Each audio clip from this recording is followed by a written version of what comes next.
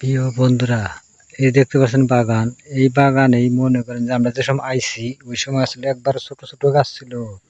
তো এখন তো বড় বড় আছে, এখন তো মনে হয় যে বাগান পরিষ্কার হয়ে আছে অনেক। তো যখন ছোট ছোট আসলে ওই সময় মনে করেন যে জঙ্গল আসলে ভয় ভয় লাগছে খুবই। এখন থেকে এখন তো যারা আয়া কাজ করতেছে তারা লিগে সুবিধা। আর এর সুবিধা কি, এখন আবার ফের কষ্ট পরিশ্রম আছে।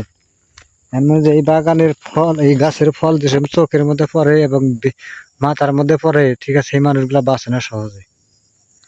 আমার একবার চোখের মধ্যে বিছিয়ে পড়ছিল। এই পাশে মনে করেন যে সব লোকে এক এক লাইনের গাছ, ঠিক আছে।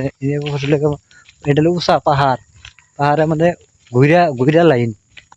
এই এই পাশে হলো জোড়া লাইন, জোড়া দুইটা করে আছে। যে সময় ইসলাম, হায় রে বাইরে ভাই, কি জঙ্গল আর কি, কনে পাড়া দিমু কনে কি, মানে বোঝার মতো ক্ষমতা চাল্লা সে সময়। মানে যে সাপ পোকার দিয়ে ভয়ে ভয়ে কাজ করা হয়েছে। তো এখন তো মনে হয় যে বাংলাদেশি নাই, বাংলাদেশি মাত্র 20-22 জন লোক আছে। আর সব ইন্দোনেশিয়া দেখা করাইতেছে। বাংলাদেশি লোক আনবা গেলে টাকা লাগে বেশি, ঠিক আছে। আর ইন্দোনেশিয়া ইন্ডিয়ান এখন টাকা লাগে লাগেই না, ধরবা গেলে বাংলা এর লেগে বাংলাদেশি লোক আনে না, সব ইন্দোনেশিয়া দেখাম করায়।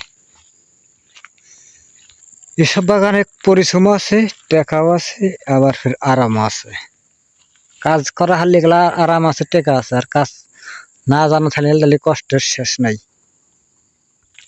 যেসব আইলাম ভয়ে ভয়ে জীবন শেষ। আর এখন যে সুবিধা হয়েছে, এখন তো কোনো ভয় নাই। যারা কাম করবো তখন এখন সুবিধা একবারে। দেখছেন যে কত উঁচা গাছ, একবার ছোট গাছ ছিল